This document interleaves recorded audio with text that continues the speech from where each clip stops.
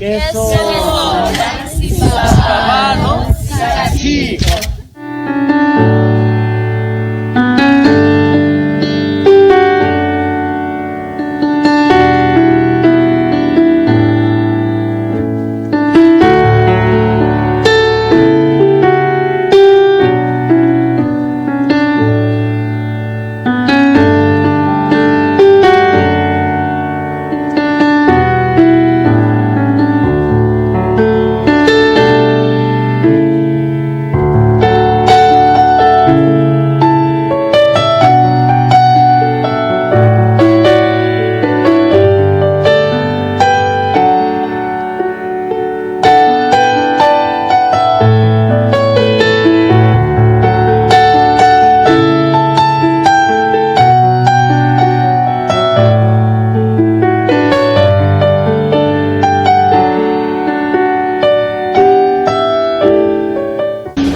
Molweni bantwana bam, ninjani namhlanje? Ndiphilile ngoba balulukathixo. Siyabulela. Siyabulela. Bye bye. Bye bye.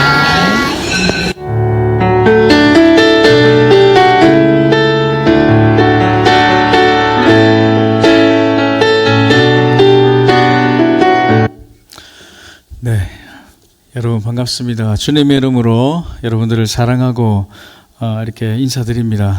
할렐루야. 저는 지난 13년 동안 남아프리카 공화국에서 선교사역들을 감당하고 올해 이제 사실 두 번째 안식년으로 나왔습니다. 여러분 저기 벽에 있는 그 현수막에 남아프리카 공화국에 있는 두 선교사님 가정이 있지요. 저 두 선교사님 가정과 함께 가족처럼 가까이 지내고 있습니다. 그래서 저 국기만 봐도 모든 선교지가 다 귀하지만 이제 특별히 우리 아프리카를 향한 마음이 뜨거워집니다. 여러분들도 아마 선교지를 위해서 기도하실 때마다 하나님께서 뜨거운 마음 또 간절한 마음 주시는 줄 믿습니다. 저하고 저희 집사람이 그 가장 다른 점들이 막 몇 가지가 있는데 그 중에 하나가 한 사람은 물건을 계속 버리지 않고 계속 모읍니다.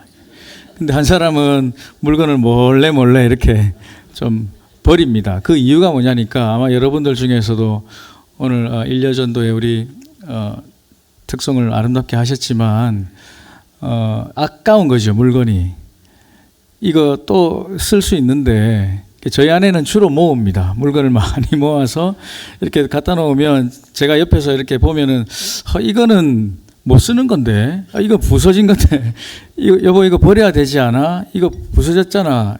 이거 못 써요 하고 그러면은 이제 저희 아내가 늘 하는 말 중에 하나가 이겁니다. 주님이 당신도 고쳐서 사용하시는데 이 물건을 왜 버려요? 이거 고치면 돼요. 이거 조금 한번 열어보면 안에 좀 뭐 접촉이 안 좋다든지 뭔가 고칠 수 있어요. 전 안 고쳐지면 버릴 수 있지만 그래서 그 말을 곰곰이 생각해 보면 정말 그런 것 같습니다. 주님이 저와 여러분의 인생을 고쳐서 사용하는 줄로 믿습니다. 돌아보면 정말 아무짝에도 쓸모없는 우리와 같은 인생을 주님이 지금까지 고치시고 또 싸매시고 사용하신 것 자체가 참 하나님의 은혜 아니겠습니까? 오늘 사실 사도행전 20장의 이 본문의 내용은 사도 바울이 에베소에서 한 3년 정도 목회를 했습니다. 그래서 이제는 밀레도라는 그 섬에서 에베소에 있는 장로님들을 불러서 마지막 고별 설교를 하는 내용인데 우리가 잘 알듯이 사도 바울이 얼마나 목숨을 바치고 생명을 다하여 그들을 가르치고 섬겼는지를 목회했는지를 알 수 있습니다. 우리 사랑하는 최기철 목사님께서 이 교회를 얼마나 사랑하며 눈물과 기도로 목회를 하고 계십니까? 그래서 그 귀한 마음들이 예수님을 믿고 고침받은 모든 사역자들은 결국 오늘 사도 바울이 나누는 이 메시지대로 나는 이런 삶을 살았다. 내가 당신들에게 이러한 것을 가르쳤습니다. 그리고 나는 또 성령에 매여서 앞으로 이러한 일들을 할 것입니다 하고 말씀을 나누는 것입니다. 그렇지 않습니까? 여러분도 참 신앙의 아이러니가 그것입니다. 저 사람은 좀 거룩한 것 같고 저 사람은 좀 깨끗한 것 같고 저 사람 정도면은 귀하게 쓰임 받는 사람인 것 같은데 가만히 보면 저 사람 맨날 회개합니다. 또 엎드려서 기도합니다. 조금 이제 아이러니하죠. 신앙의 역설입니다. 어떤 사람은 저 사람은 정말 좀 훈련을 더 받아야 될 것 같고 저 사람은 아직 준비가 안 된 것 같은데 신앙의 철이 안 든 사람들은 막 할 수 있다고 잘할 수 있다고 막 시끄러운 깡통같이 막 그렇게 말만 많이 하는 사람들이 있을 수 있죠. 그래서 사실 오늘 이 말씀을 여러분들 앞에 이렇게 들고 나온 것은 저도 선교 현장에서 참 하나님 앞에 예수님 우리의 모델이시고 그리고 이 사도 바울의 삶과 사역이 우리 선교 현장에 나도 모범이 되면 좋겠다 하는 마음이 있는 것입니다. 그래서 보통 우리가 사도행전을 여러분 사도행전의 별명은 뭐지요? 무슨 행전이라고 또 하죠? 성령행전이라고 하지 않습니까? 그 말은 이 사도행전에 행하시고 쓰임받았던 모든 하나님의 이 종들이 성령의 인도하심을 받아서 행한 일들이다. 그래서 성령행전인데 앞에 제목을 조금 더 붙이자면 고침받은 자들의 성령행전이다 라고 말할 수 있습니다. 그래서 저와 여러분들이 주님의 고쳐주심과 회복시켜주심과 사용하심이 없으면 우리의 인생도 정말 아무 가치가 없는 인생이 되는 것인데 사도 바울이 지금 에베소에 있는 장로들을 불러서 여러분 18절입니다. 18절에 보니까 부르니까 왔습니다. 오메. 그리고 뭐라고 하지요? 그들에게 말하되 아시아에 들어온 언제부터요? 첫날부터 지금까지 그러니까 한 3년여 정도 에베소 성도들과 함께 지냈던 그 시간을 이야기합니다. 첫날부터 지금까지 내가 항상 여러분 가운데서 어떻게 행했는지 여러분이 잘 아십니다. 그러니까 완전히 가족 같은 거죠. 여러분도 이 소그룹 구역이 있습니까? 뭐 셀이라든지 주일 예배도 있고 여러분이 이 삼영도교회를 최소한 3년 이상 다니셨다 하시는 분들은 이제 가족 같으실 거예요. 한 3년 정도 사람을 관계해 보면 숨기는 거 없고 솔직히 말할 수 있는 가까운 관계. 그래서 사도 바울과 이 에베소 장로들 성도들이 얼마나 가까워졌는지 서로 여러분도 알고 나도 압니다 하면서 그래서 제가 지금까지 이렇게 여러분들을 섬겼습니다 하는 것을 말씀하세요. 그래서 이것은 목사나 선교사나 집사나 장로나 권사나 주님 앞에 교회 앞에 쓰임받는 모든 사역자들에게 지금 이제 몇 가지의 열매라고 할까요? 그런 모습이라고 할까요? 그것이 나옵니다.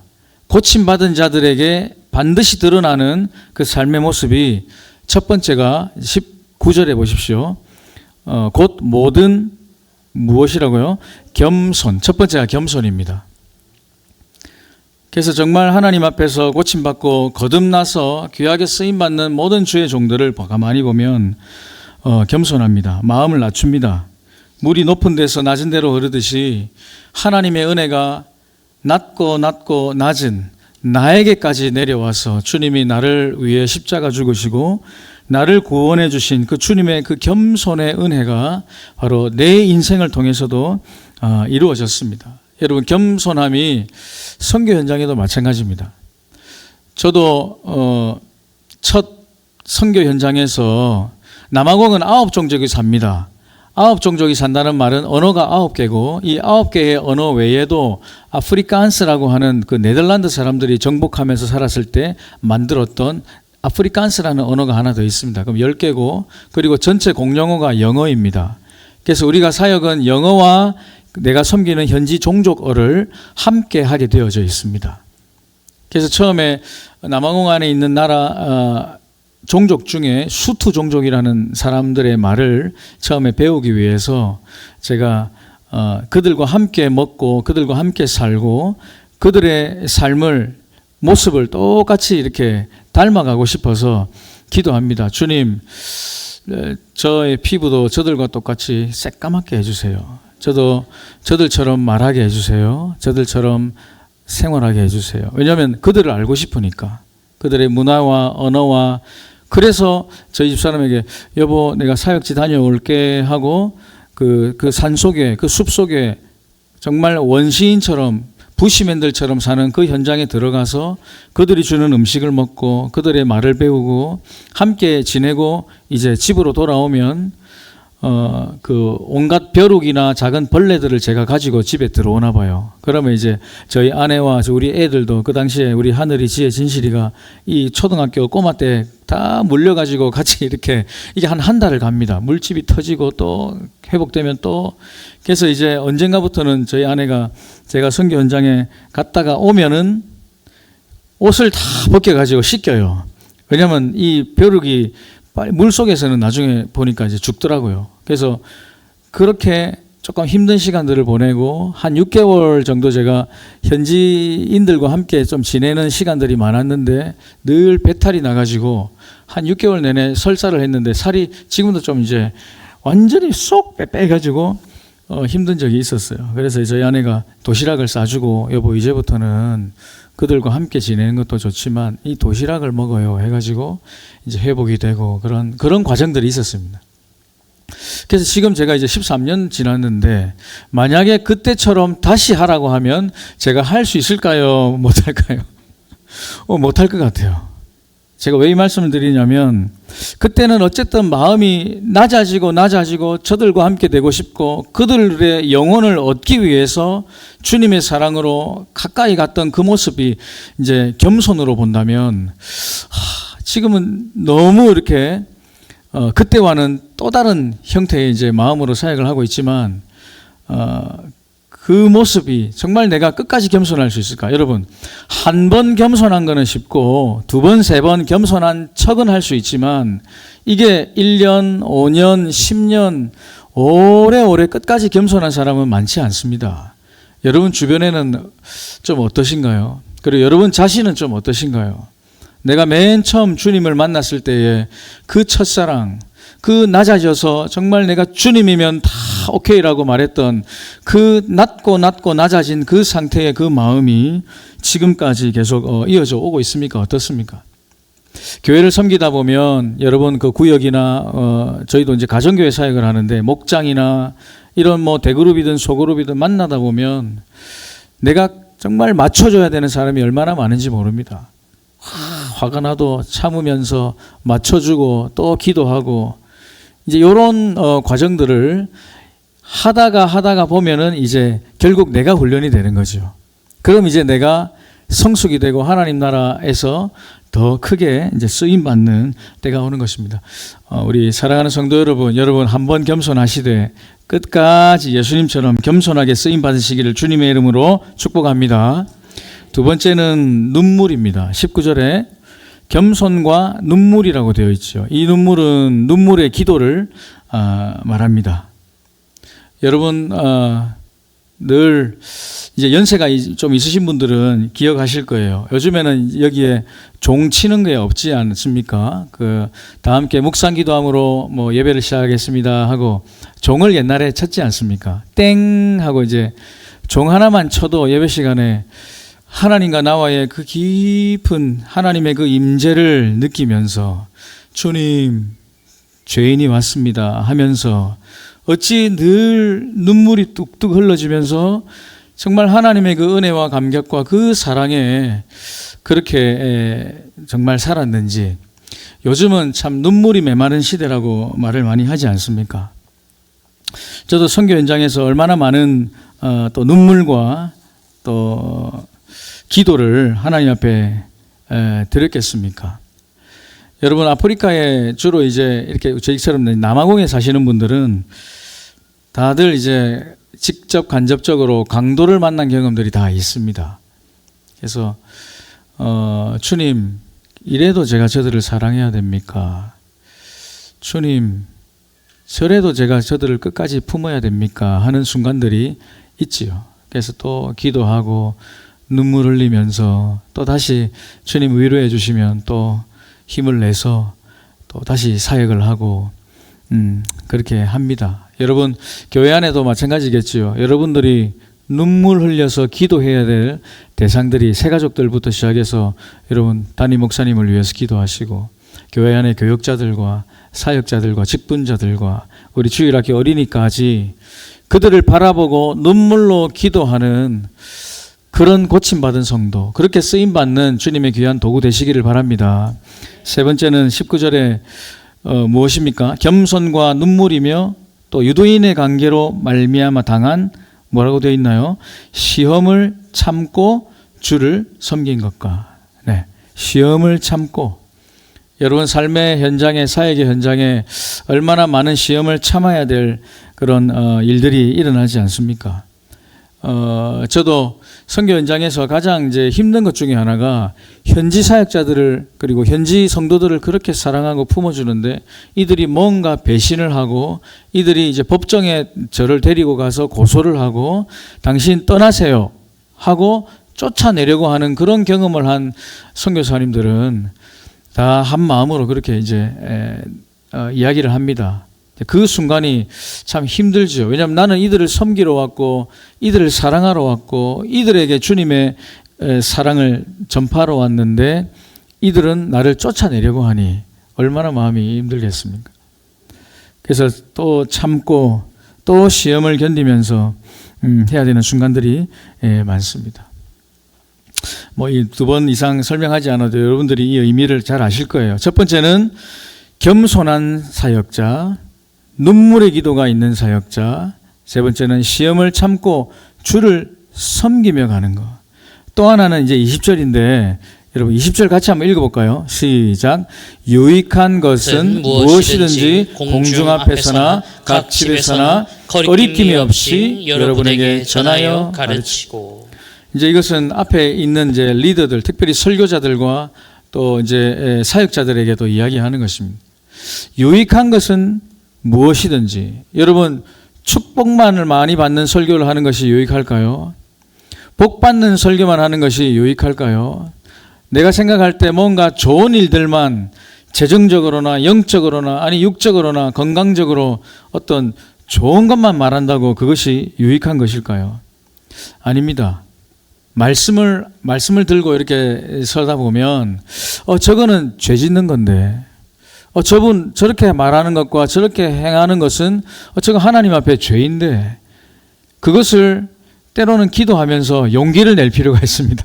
용기를 내서 기도하면서 주님 인도해 주세요 하고 말을 해야 될 때가 있어요.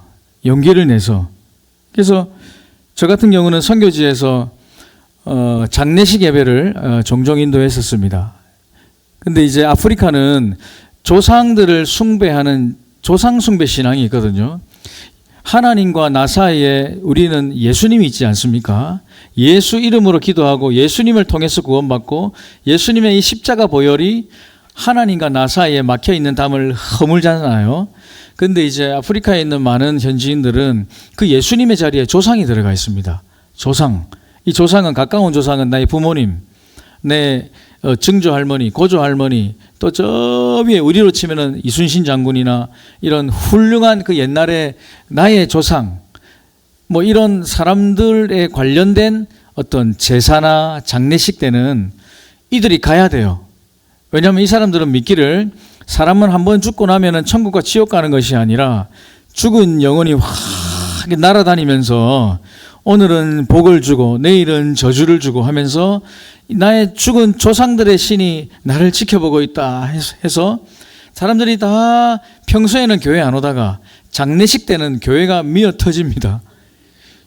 수백 명의 사람들이 앉아서 왜 앞에 관이 있거든요. 그럼 이제 이 죽어 있는 이 사람과 어쨌든 다 연결되어진 사람들, 일가 친척들, 특별히 죽은 사람이 좋은 훌륭한 조상이었다.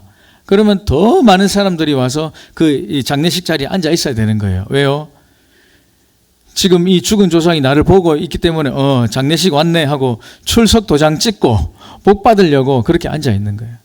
그러니까 이들이 대부분 그러한 신앙으로 살아가고 있다는 걸 제가 아니까 장례식 때가 되면 저는 특별히 용기를 가지고 기도합니다. 주님, 오늘은 십자가의 복음을 완전히 원색적으로 드러내고 선포하고 싶은데 주님 인도해 주시고 저들 가운데 구원받아야 될 영혼들이 있다면 주님 오늘 구원해 주세요 하고 기도하고 이제 말씀을 전하는 거죠.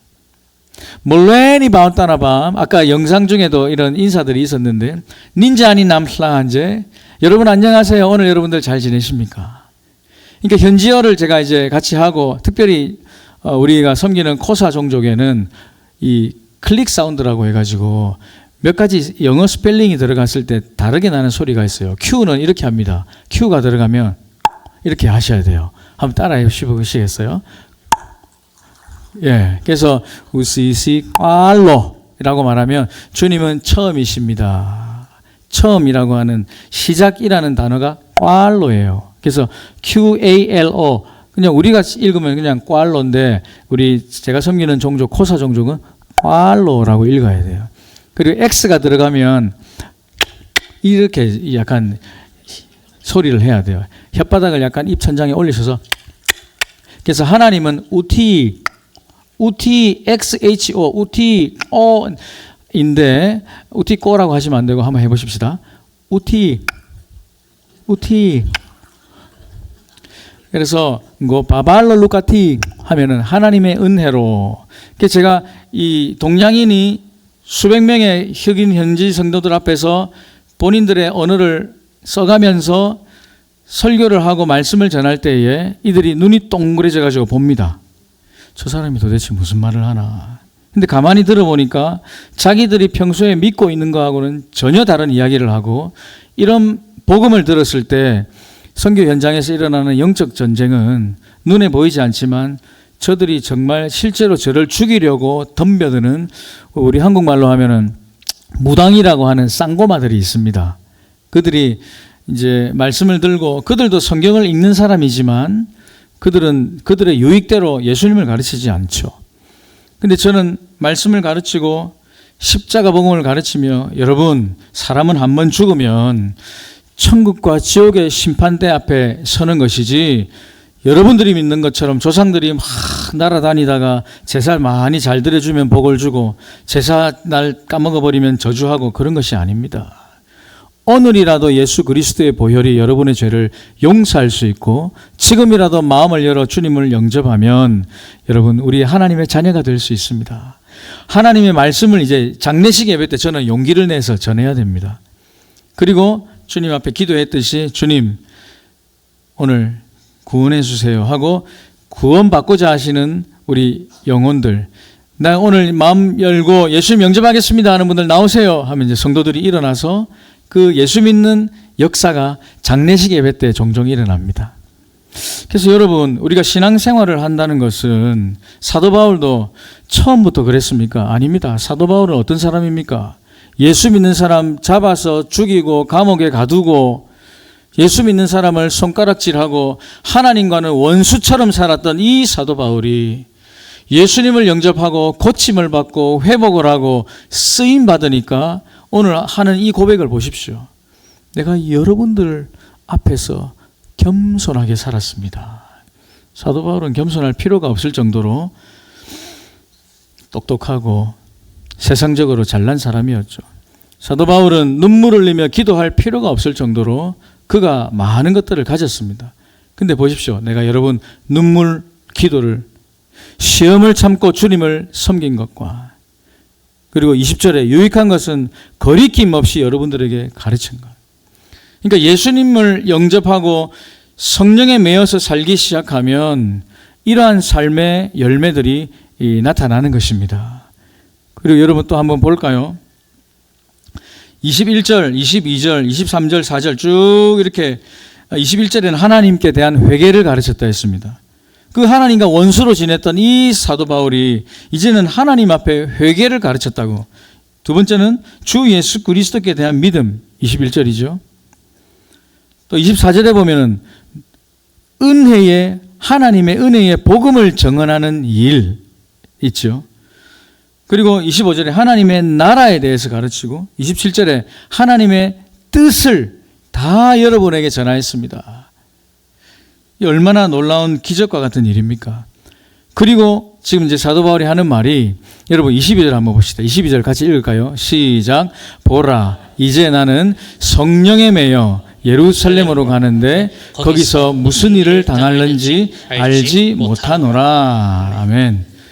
여러분 보십시오. 이제는 사도 바울이 성령과는 상관없는 인생을 살았던 사도 바울이 예수 그리스도의 보혈로 죄 씻김을 받고 용서를 받고 고침을 받고 그리고 이제는 성령에 매여서 사는 삶을 사는데 22절에 거기서 내가 나중에 예루살렘 갈 건데 거기서 무슨 일을 당하는지 모른다. 여러분 혹시 거룩해 보이시는 분들, 좀 경건해 보이시는 분들, 우리 목사님들 성령 충만한 분들이시니까 우리 목사님은 아실 거야. 목사님, 이번에 우리 아들이 이 대학에 가야 될까요? 저 대학에 가야 될까요? 점을 치듯이 물어보시는 분들이 또 가끔. 청년들도 목사님, 내가 이 자매가 너무 좋은데, 이 형제가 너무 좋은데 내가 이 형제와 결혼을 해도 될까요? 안 될까요? 약간 성령이 충만하다는 것을 마치 미래를 예언하고 점을 치는 것처럼 이렇게 오해하시는 분들이 있습니다. 여러분, 오늘 사도 바울은 내가 성령에 매여서 지금 예루살렘으로 갈 건데 사실 거기서 무슨 일을 당하는지를 사실 모른다. 많은 사람들이 또 결박과 환난이 나를 기다리고 있다라고 내가 알고 있지만은 그러나 정말 어떤 일이 일어날지 모른다. 여러분, 성령에 매여 산다는 것은 특별한 어떤 화려한 일들이나 기적이 갑자기 일어난다는 것이 아니라, 물론 하나님께서 역사하실 때가 있죠. 그러나 평소에 내가 성령에 매여서 사는 사람인지 아닌지는 어떻게 알 수 있냐면, 성령의 별명이 무슨 영이냐면, 한번 따라하겠습니다. 정상으로 돌려놓는 영. 네, 정상으로 노멀한 삶을 살기 시작합니다. 아버지는 아버지로서 당연하게 내 자녀들을 위해서 밤마다 침대에 가서 기도해주고, 내 사랑하는 아들내미들, 딸내미들을 위해서 그들은 알든 모르든 아버지는 자녀를 축복해주고, 남편으로서 아내를 정말 말씀대로 사랑해주고, 내 아내 정말 사랑할 줄 알고, 그게 정상적인 남편의 모습 아닙니까? 아내는 내 남편을 그렇게 지겹다고 바가지 걸지 마시고 존경해주고 정말 순종하고, 하나님이 나의 머리로 붙여주신 저 남편, 내가 아내가 성령에 매여서 성령 충만하고 거듭난 자로 고침받은 자라면 아내는 남편을 전심으로 사랑하고 존경하고 순종하고, 남편은 아내를 정말 그렇게 사랑하고 축복하고 또 서로는 그렇게 섬기고,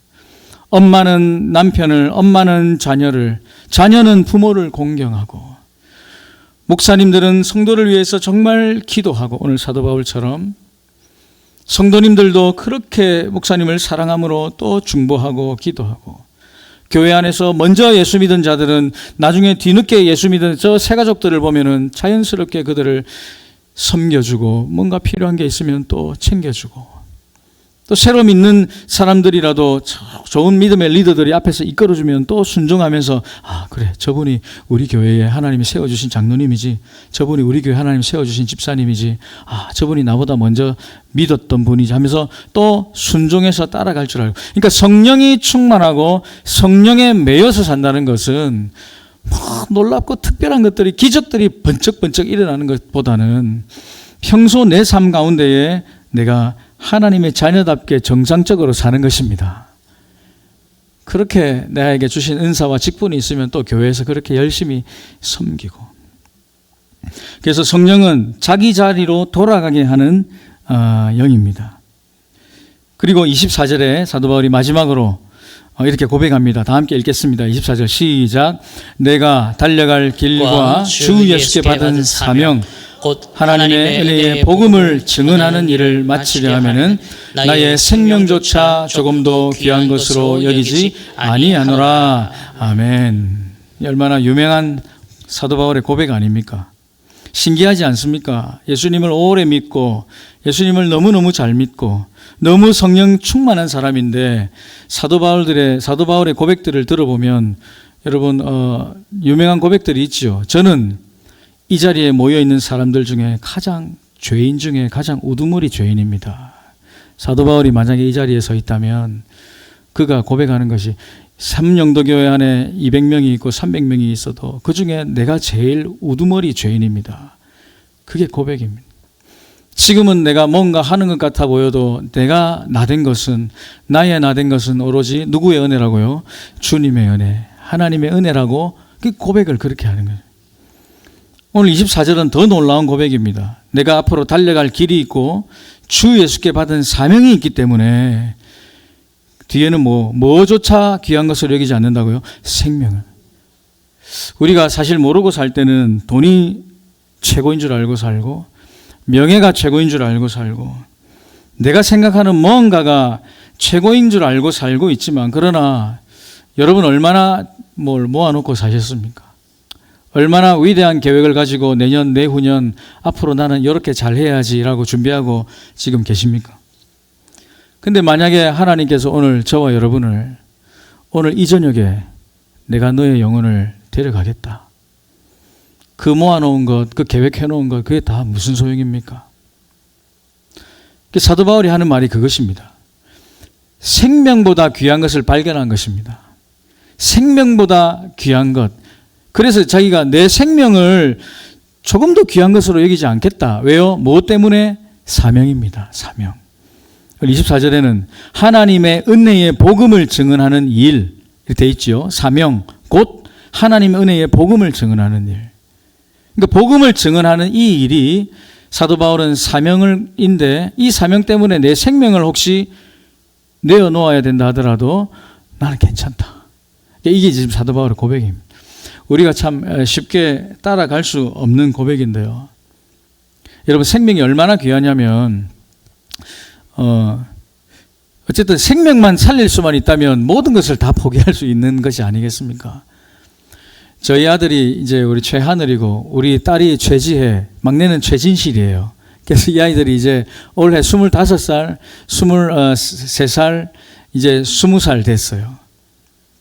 근데 이제 우리 아들이 9살 때, 저희가 그때 거제도에서 제가 부목사로 사역하고 있을 때인데, 9살 때 백혈병 때문에 백혈병에 진단받아서 죽음의 위기를 겪었어요. 그래서 거제도에서 서울 성모병원까지 저희 아내가 총 한 3년 정도를 왔다 갔다 하면서 그때 이제 저는 아버지로서 무슨 기도를 했겠습니까? 하나님 살려주세요. 살려만 주시면 저는 선교사 안 해도 됩니다. 그때 그 타이밍이 무슨 타이밍이었냐면, 선교사로 우리 대전에 있는 KPM 선교사 훈련 받으려고 저희가 이제 어플라이 했던 그 해예요. 그래서 이제 여보, 이제 우리 선교 훈련 받고 우리 아이들도 이 정도 컸으니까 우리 이제 선교 훈련 받으러 갑시다 했는데, 아이가 이제 어느 날 코피가 멈추지 않더니 이게 좀 심각해지더니 나중에 가서 병원 가서 보니까 백혈병이었는 거예요. 그래서 얼마나 제가 뜨거운 열정으로 이제 선교지 간다고, 아프리카 간다고 막 이렇게 있는데 갑자기 애가 아파버리니까 아무것도 못하고 처음에는 불평, 원망, 참 회개를 많이 했죠. 예. 그러면서 하나님께서 정말 감사하게도 아이를 하나 천천히 회복시켜 주시기 시작하는데, 그리고 2년, 3년 병원 치료를 다 받았습니다. 정말. 그래서 우리 부모들은 완치라고 생각을 하는데 병원에서는 그냥 치료 종결. 여러분 항암 치료 해보신 분들은 아시겠지만 치료 종결. 왜냐하면 나중에 또 재발될 수 있는 위험이 있기 때문에. 그래서 우리는 하나님 치료해 주셔서 감사합니다. 지금까지 이렇게 삼영도교회에서 지난 몇 년, 한 4년 다녔지요. 신앙생활을 이렇게 청년부에서 열심히 잘하고, 참 여러분 너무너무 참 제가 말로 다 할 수는 없지만 감사하고, 하나님께서. 그래서 하나님이 회복시켜 주시고, 그러니까 생명의 위기가 있을 때는 기도가 한 가지밖에 없습니다. 하나님 살려주세요. 살려주시면. 저 선교사 안 해도 되거든요. 하나님 제발 그래도 살려주세요. 라고 할 정도로. 근데 이제 3년 뒤에 회복되고 나서, 여보, 다시 기회가 왔어요. 다시 선교사 훈련받고, 그렇게 아이가 치료되자마자 저희는 선교지로 갔습니다. 그게 이제 참, 그리고 나서 하나님이 정말 은혜로 더 강건하게 회복시켜 주셔서, 처음엔 저희 집안에 제가 제일 키가 큰 사람이었는데, 이제 어느 순간 자녀들이 다 커버리고 저희 집 사람도 저보다 건강검진 해보니까 키가 더 크더라고요. 이제는 제일 작은 뭐가 상관이 있습니까? 아이가 살아났고 하나님이 우리를 선교지로 보내주셨고 내가 복음 전할 수 있는 이 사명을 감당할 수 있는데 모든 것이 감사한 거예요. 모든 것이 감사하니까 하나님 앞에 다시 엎드려서 또 이 사도 바울의 이 마음대로 겸손, 주님 끝까지 겸손하게 해주세요. 또 눈물의 기도로 섬기게 해주세요. 힘들고 어려워도 시험을 참고 주님을 끝까지 섬기게 해주세요. 이제 이런 기도와 삶이 되어지는 것입니다. 여러분 말씀을 맺겠습니다. 누구도 예외가 없습니다. 목사도 선교사도 여러분 어떤 직분을 감당하는 어떤 특별해 보이는 사람이라 할지라도 내가 성령에 매여서 살지 않으면 오늘 이 사도 바울의 고백처럼 성령에 매여서 살지 않으면 하나님을 기쁘게 하실 수가 없습니다. 여러분 고침 받으셨습니까? 정말 그리스도의 은혜로 예수님의 십자가의 보혈로 여러분 죄가 용서받고 구원 받으셨습니까? 그러면 되는 것입니다. 그러면 이제부터 여러분 기도하고 주님 겸손하게 살겠습니다. 주님 눈물의 기도를 허락해 주세요. 시험을 참고 주를 섬기겠습니다. 때로는 용기를 내어서 끝까지 달려가겠습니다. 내가 성령과 함께 있는데도 때로는 답답하고 그렇지만 그러나 앞길이 보이지 않지만 묵묵히 걸어가겠습니다. 그러니까 주님 나에게 주신 사명이 뭔지를 발견을 하고 여러분들이 주신 은사가 무엇인지 찾아보고 교회 안에서 그 어떤 작은 일이라도 내가 섬길 수만 있다면 이 사명이 내 생명보다 귀한 건 줄 알고 여러분 끝까지 섬겨가시길 바랍니다. 그렇게 고집스러웠던 사도 바울도 그가 이렇게 바뀌었는데 얼마나 저와 여러분의 인생을 하나님이 고쳐주시면 앞으로 또 얼마나 귀하게 사용하시겠습니까? 사랑하는 우리 제3영도 우리 성도 여러분, 하나님은 여러분들이 아무리 상한 갈대처럼 흐느적거리고 힘이 없어 보여도 그거 꺾지 않으시고 아무리 그냥 후 불어버리면 꺼질 것 같은 그 작은 촛불과도 같은 연약한 불이라도 주님이 그거 끄지 않고 싸매어 주시고 고쳐주시고 회복시켜 주실 줄 믿습니다. 주님 다시 고쳐서 다시 사용하면 이 물건 버릴 필요가 없는 것입니다.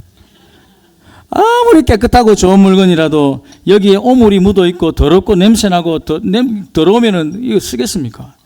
그러나 아무리 중고라도 주님 좀 뚝딱뚝딱 고쳐주시고 다시 회복시켜 주시고 은혜 주시면 쓰임 받는 것입니다. 언제까지요? 주님 부르시는 그날까지. 나와 우리 가정을 위한 놀라운 계획을 갖고 계신 우리 주님 앞에서 여러분 남은 평생을 성령 충만한 복음의 도구 되시기를 주님의 이름으로 축복합니다.